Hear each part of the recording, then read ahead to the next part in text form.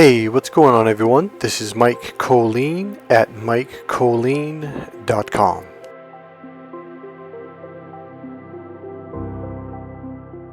God is watching God. God is discovering God. Alright, you guys ready? This is going to take a twist. So I was at this was a 5-week NLP training, one of the trainings I took, and we learned about something called parts integration. So I'm going to go real quick through this. So at one point in time, you were one whole, complete being. In other words, not two, not three, not four, just one energy, one ball of energy, pure. But then what happened was something happened. It could have been birth, it could have been in the womb. Could have been first day you got scared or hurt, and what happened is the core you, which is all of who you were at the moment, there was no other part of you, there was just the core, that was it. Well, that core, you got scared or hurt, or something happened that hurt it and traumatized it, so it took a little drop of its own energy and it pushed it out, and now that became a part, a separate part. Now this is the separation that we experience in life. So that part is shoved out, and its job now is to take care of whatever happened. So I like to use kindergarten a lot, because a lot of people will create a part the first day of kindergarten because it's the first day their parents bring them there, and they've always been at home, and if they had a babysitter, usually they got used to the babysitter with the parents being there at least once or twice or 3 times. But essentially, they've always had a family member with them, brother or sister, mother or father, while they met someone new. But this time, not only meeting a bunch of new people, they're going to go into a new classroom in a new building with a new teacher who are all strange to them and all strangers. So they're looking forward to it. Mom and dad have talked about it for months. Can't wait to go to kindergarten. It's going to be so fun. You're going to have all these friends and toys and blah, blah, blah. So as usual, they get there, and it's just like going to grandma's house for the first time, or their cousins or their neighbors, and they go in with mommy and daddy. Well, this time, a little bell goes off, and the teacher goes, okay, everyone come inside, and they're all excited, and mommy and daddy goes, okay, bye, and they're like, what do you mean bye? Bye, you gotta go.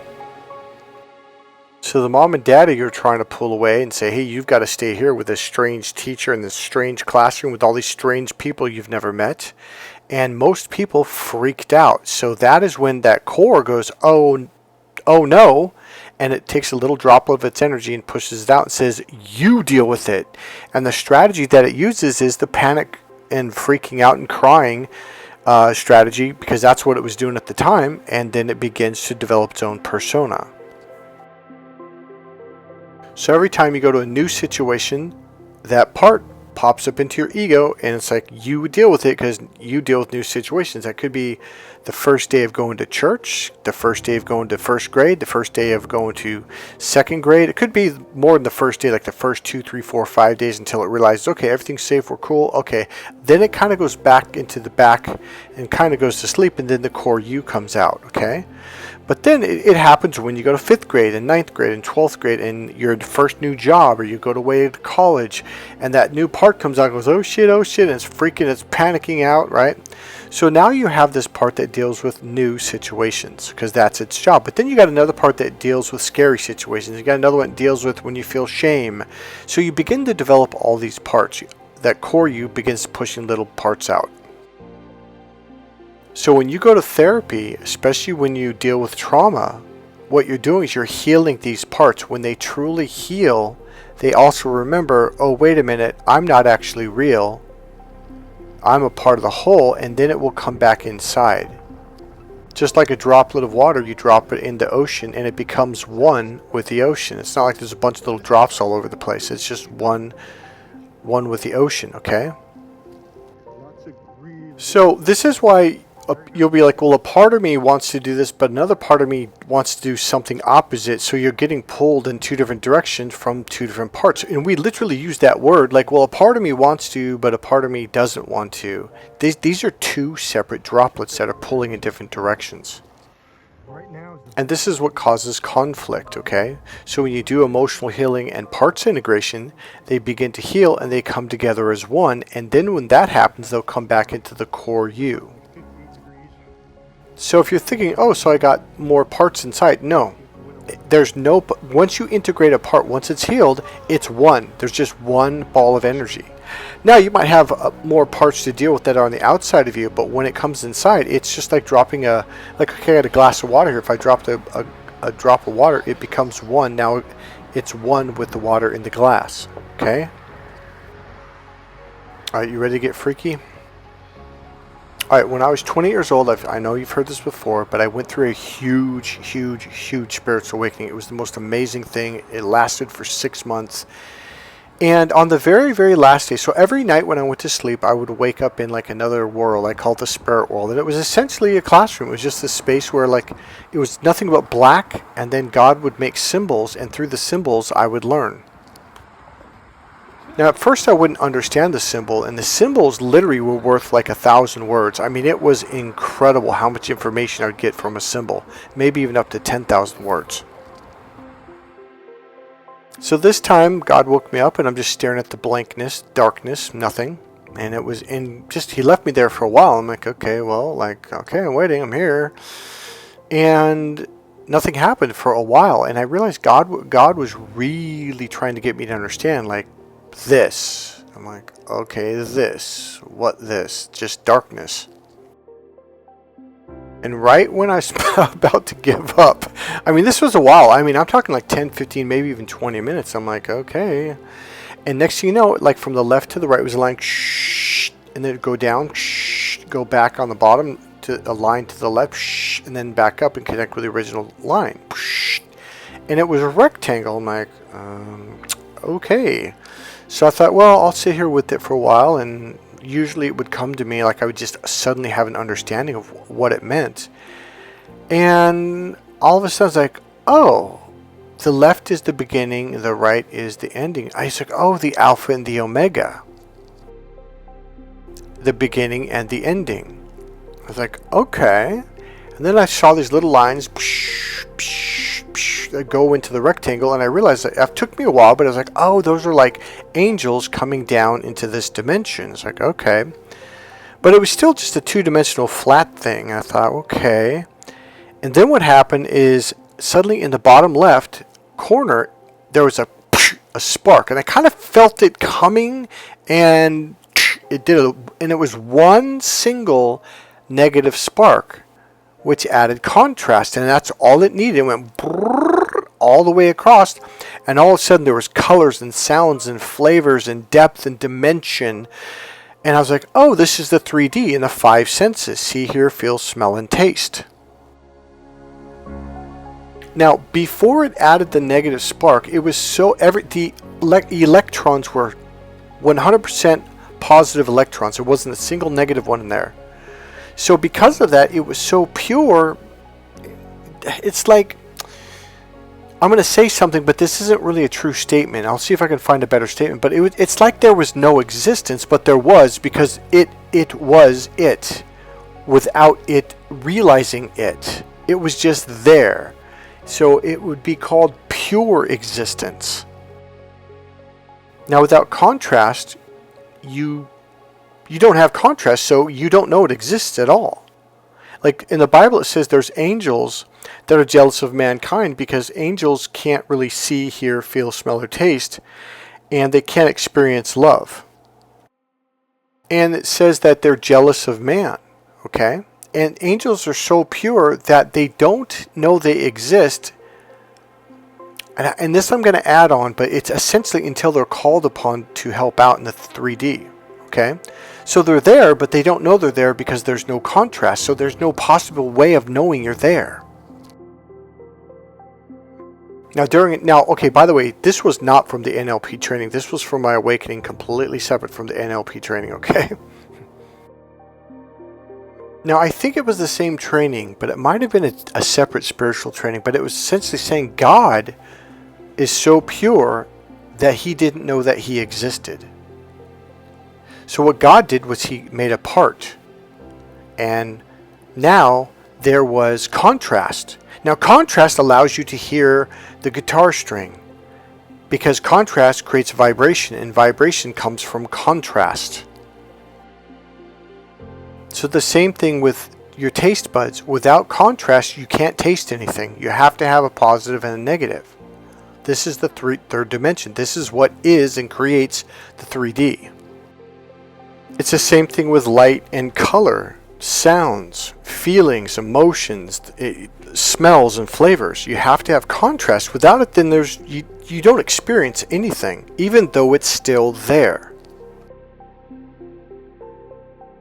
So if there was such a thing as the Big Bang, even though they call it the Big Bang Theory, because it's a theory, it came when God made that one negative spark of negativity. In other words, God somehow popped this little part of himself out, so now he could have contrast, and now he can experience himself by experiencing the other.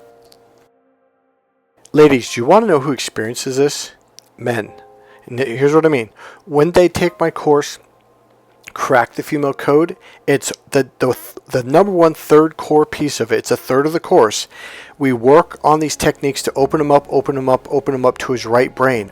When men first have that experience, they don't get it in the first couple minutes. It might take like an hour. But when they pop open, they're like, what is this? All of a sudden their five senses amplify and turn on. They look out my window like, wow, those leaves look so green today. I'm like, they've always been like that. Like, no, there's something different. I'm like, do they look more like vibrant, alive, and electric?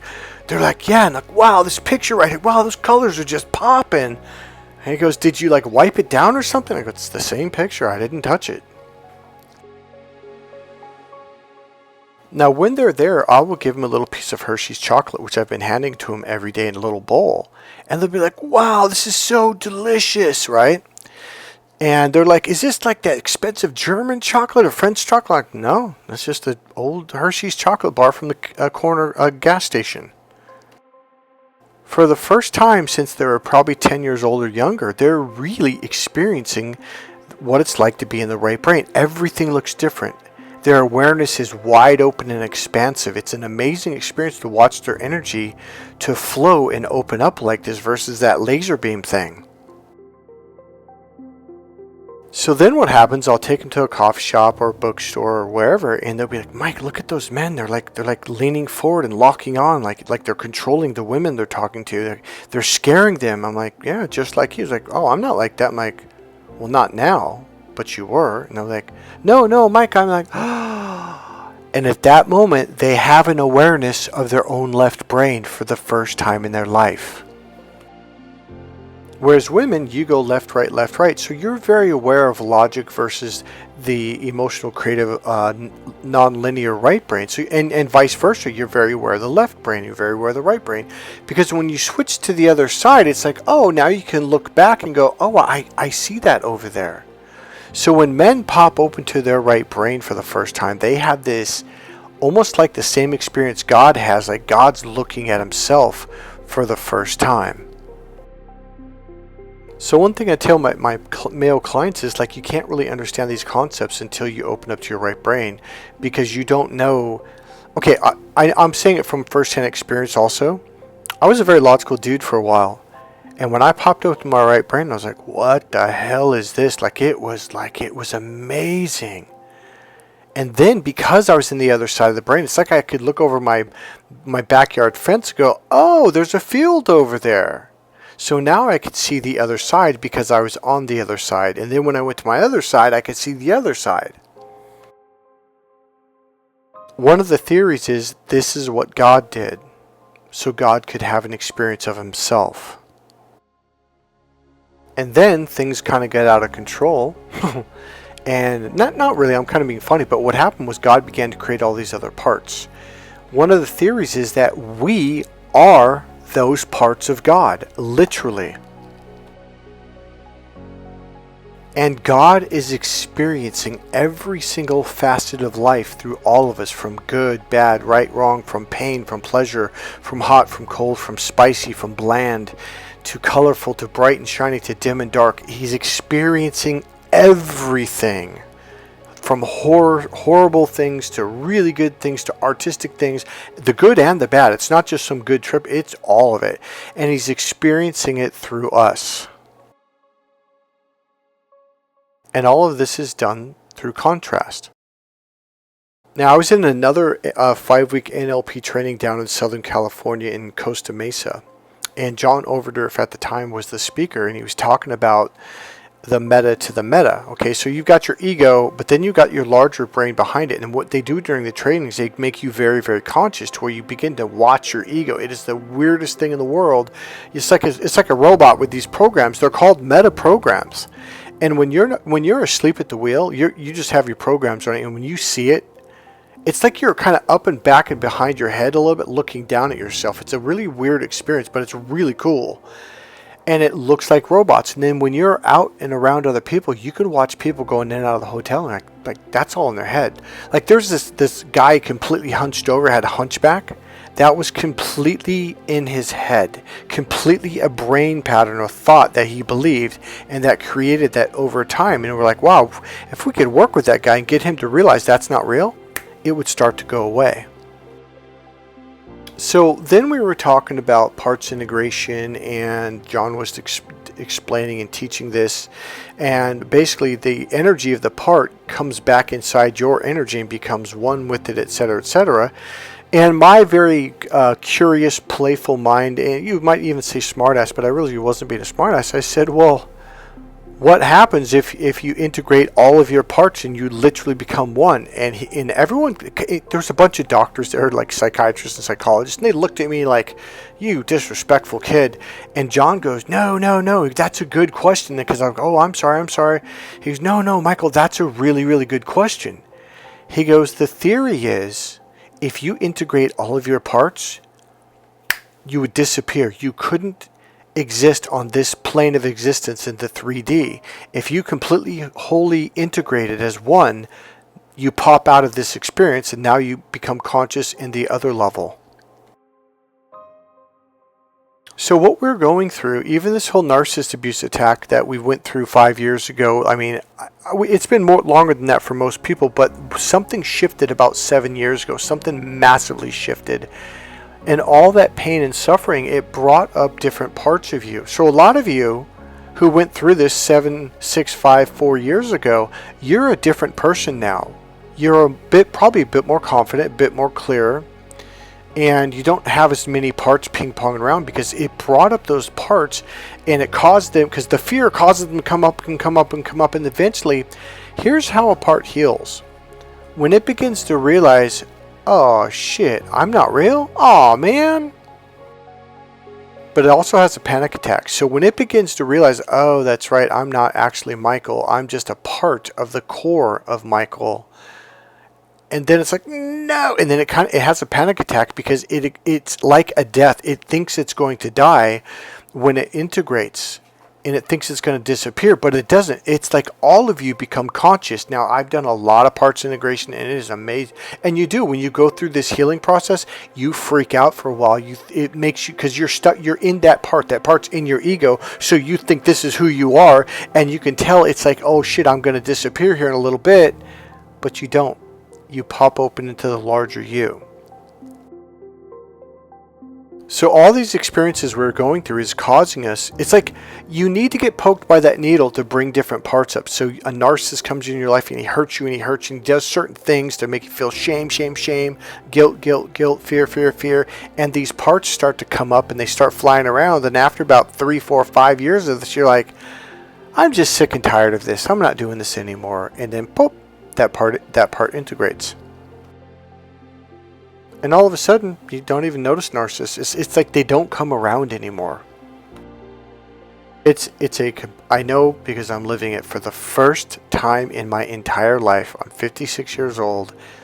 It just doesn't come around anymore. If they do, it's like I remember there was a time when I became conscious of what they were, it freaked me out. Now, it doesn't freak me out at all. I just walk away. I really don't give a shit. Or I'll rip into them verbally and, call them out on what they are in public. I don't care. And that's what happens. Once you heal that part, you're like, what am I worried about these people? Like, who gives a shit? Like, you just don't care. So it is a healing process, even though we don't like that. So now, a lot of people believe, or some of the people that are very spiritual, the theory is that we are all going to eventually heal and become one and then go back into God. Enter AI and or Chat GPT. I have avoided this as much as possible, and my Shopify site and the admin, they now have this button where you can click. It's like a little person's head, and then this little, they call it sidekick, so it's some form of AI or Chat GPT, right?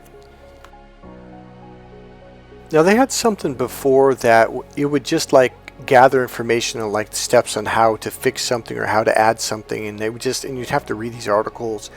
This is different. It communicates to you, it talks with you, it has a conversation with you. It's kind of weird at first, but it was really easy. Like, wow, this is real. I'm freaking building my freaking website. It's way faster and way easier. And it'll even say, hey, I'll just do that for you. I'm like, oh, okay. So it does it for me. So I got into a couple conversations with it that said, hey, here's my strategy. This is my idea. In the past, I had a website that was solely for men. It was a very simple website. There wasn't a lot on the menu. It was very little choices. And on the homepage, there was just about 5 or 6 sections, and it was very minimal.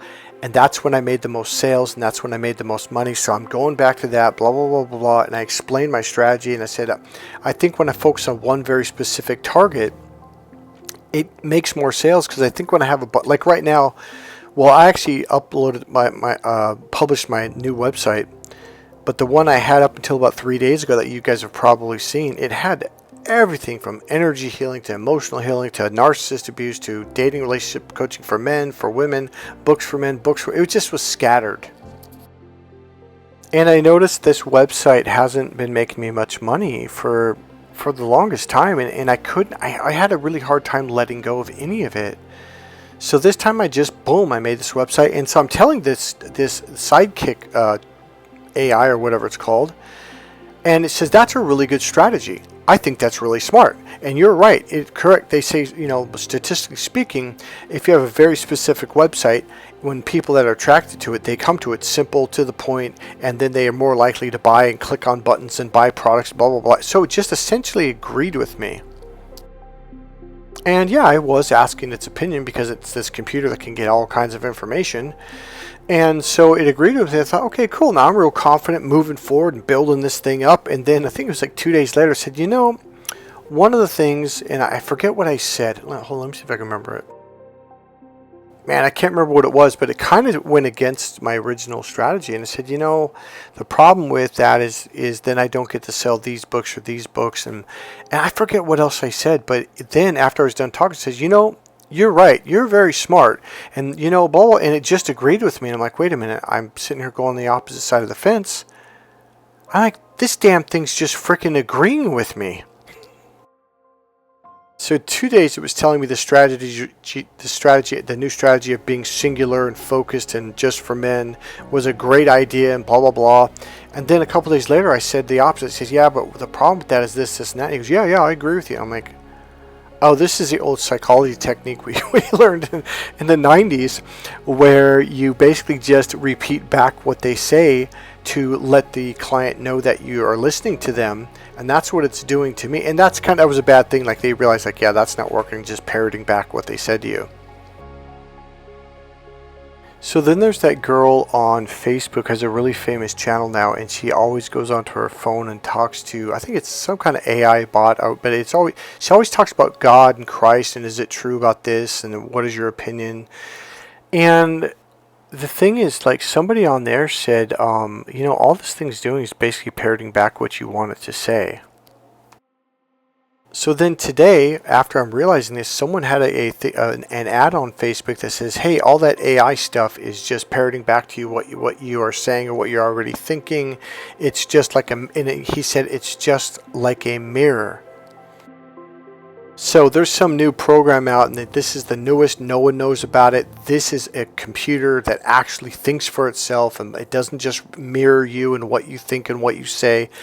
Because when that computer thing, the sidekick, repeated back to me the second thing and agreed with me, which was against the first thing, it kind of freaked me out. I'm like, oh, it was almost like a narcissist. I'm going to cuss, guys. Please forgive me. I'm going to say the F word. I thought this damn thing was fucking with me. And I was like, oh, you got to be kidding. This damn thing is fucking doing this. And I was like, wow, what the hell is this? So it very much reminded me of the narcissist. And then I saw these other things. And then I read what the guy read on his ad about AI is just a mirror. It's just mirroring back to you what you already think and what you've already said to it and blah, blah, blah. It just says it in a different way. And it's like, that's exactly what we used to do in the 90s.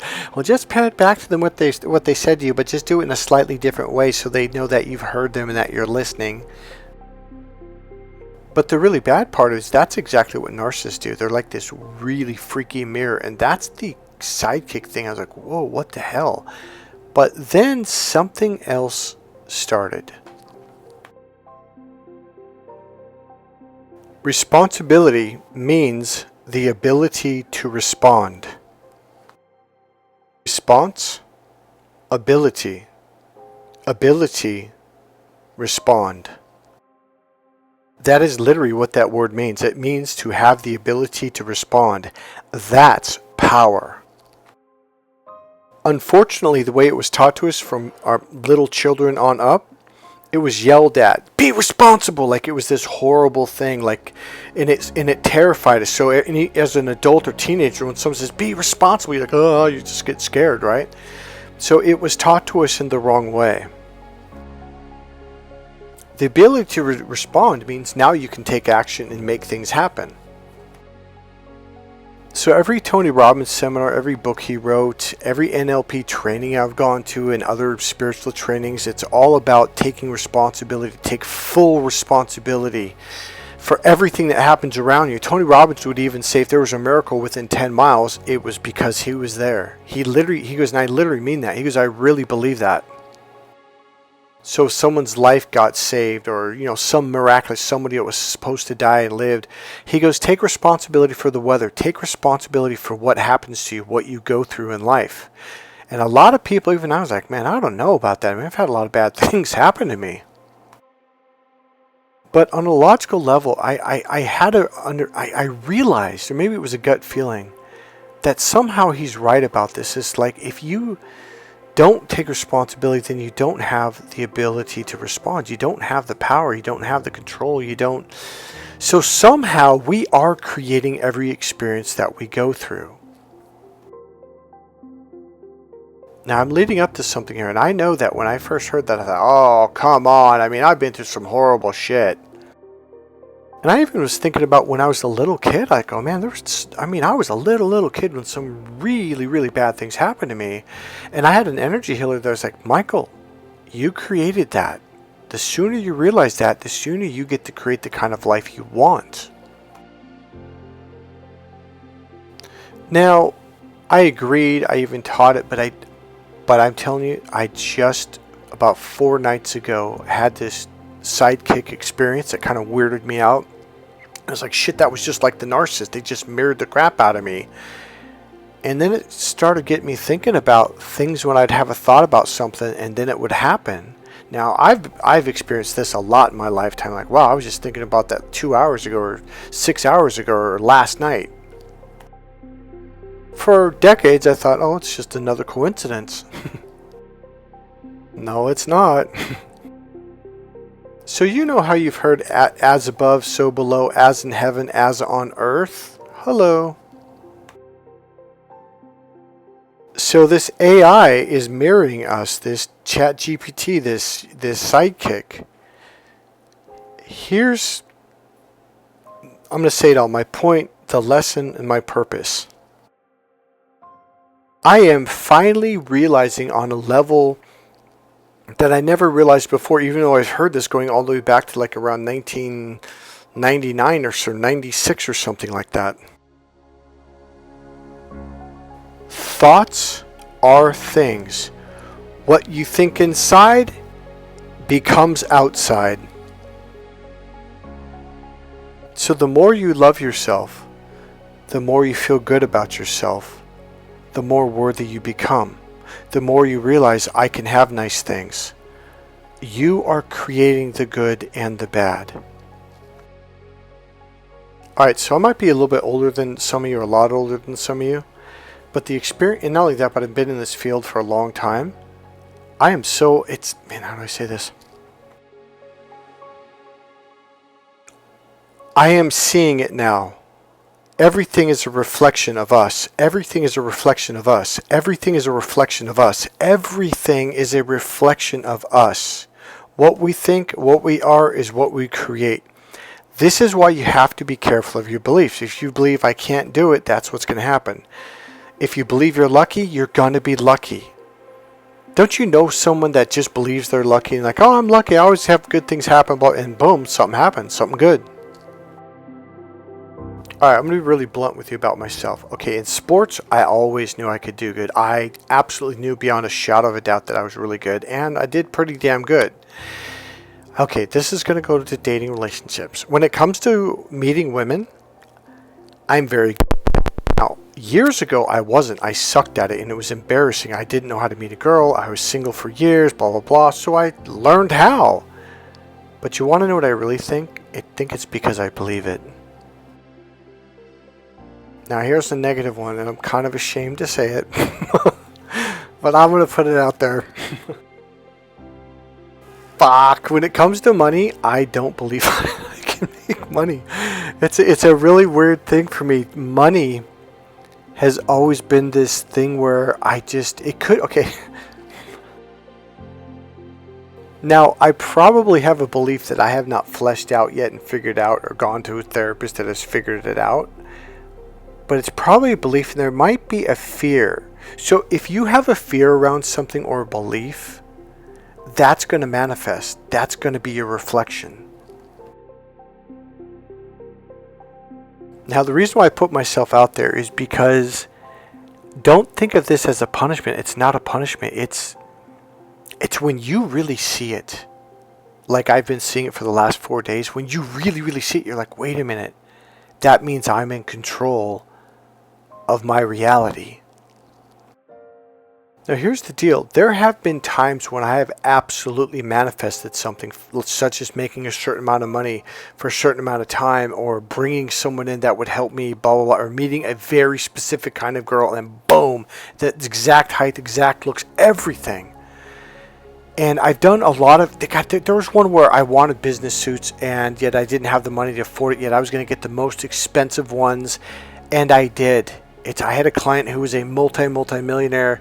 He had lost like 40 pounds because his friend died of a heart attack. So he freaked out, lost all this weight. And the image in my mind was there was just a pile of clothes, of brand new clothes there. And they fit me perfectly. And what I put in the image was the person looked at me and said, wow, these look like they were fit for you. Like they were, what is it called when you go to the guy who hems them and all that stuff? But he said this, tailored. He goes, it looks like this was literally tailored for you. And when he said that in real life, I was like, oh my God, this is it. This is the manifestation. So I literally have like a dozen pair of shoes that are $600 dress shoes. I have 2 jackets. They're winter jackets that are worth $10,000 each, and he only wore them twice. Some of the shoes he never wore still have the stickers or whatever on the bottom. Don't have a scuff mark on them. So the point being is, okay, let me go on to another one. So another one wasn't so much as this big amount. It was like I wanted something very specific. So I think I was charging my clients $250 per session back then. And I had a client come over, we did a session, but I wanted exactly $400. Not $405, not $430, not $450, not $500, not $350 or $390. I wanted $400 on the number. So I manifested this. And I think it was like a day later or 2 days later, I get a phone call. It's this person who wants to be a client. We set up an appointment, shows up, and I just had a feeling this was it. And I go, okay, thank you. He pulls out the money, pays me the money. He kind of pauses, looks at me, and looks at the door. Goes, well, all right. So he starts walking to the door, and he didn't go out. He kind of paused, and he's facing the door. And I'm like, oh, I think this is it. And he goes, hey, how did he said something like, hey, do you have a car? I'm like, yeah. He goes, do you want to follow me to the bank? I'm like, why? He goes, just follow me to the bank. I'm like, okay. So I follow him to the bank. Now this was about 7 or 8 o'clock at night. The bank was closed. And he goes up to the ATM and he gets some extra money, and he ends up handing me another $150, and it was exactly $400. Now, I've done this with $20 bills. Like, imagine finding it right in the middle of the street, and then boom, that night, like an hour later, I found it. Now, that was a weird one because I kind of gave up on it and just like, I forgot about it, blah, blah, blah. I was watching TV or doing something. I thought, I'm just going to go for a walk. Completely forgot about it, and boom, I found the $20. So I know that manifestation is real. I'm not saying I can do it all the time, but I've done it fairly consistently for a while. I would say I'm kind of in a slump right now, but we'll see if something turns around. Here's my point. All of this mirroring is trying to show us something. It's trying to show you that you are the creator. You have always been the creator of your life. Manifestation, all that stuff that happened, that was just a mirror of what I made in my head. I was just really conscious of it. That's the only difference, because I was doing it consciously on purpose. There's other times when you're watching a movie and you think, man, I sure would love to have this happen in my life. And then about a week later, a month later, it happens, and you don't even remember. Now, this video wasn't about manifestation, although that was a really good lesson on it. What I'm trying to share with you is you're going to get mirrored to death until you finally start seeing it and you realize, wait a minute, the narcissist did it, AI's doing it, this sidekick's doing it, my manifestations are doing it, all friends are doing it, people you're in a relationship, and they don't even know that they're doing it. You're the one that's creating as above, so below, as in heaven, as on earth. Your thoughts are the above, your thoughts are the heaven. You know water baptism, when you get baptized by water? That's a symbolic of the spiritual, emotional water that goes through you when you get baptized in the Spirit. So when you symbolize it here, it's like you're saying your intention is, I want to be spiritually baptized and awakened. When you truly, truly, truly, truly awaken, you have that spiritual baptism. It's like tears pour out for days, for even weeks. Something you can't explain it, your heart, your soul. There's like this feeling inside that moves. It's like water. Everything is a mirror. And this is what Neo found out at the very end of the Matrix. He was the creator. Everything was mirroring him. Thoughts are things. As above, so below, as in heaven, as on earth. If you enjoyed this video, please click subscribe, click the like button, go ahead and make a comment, and if you want, you can always leave a donation. There's a PayPal link right there in the description box. God bless you guys. I'll see you in the next video.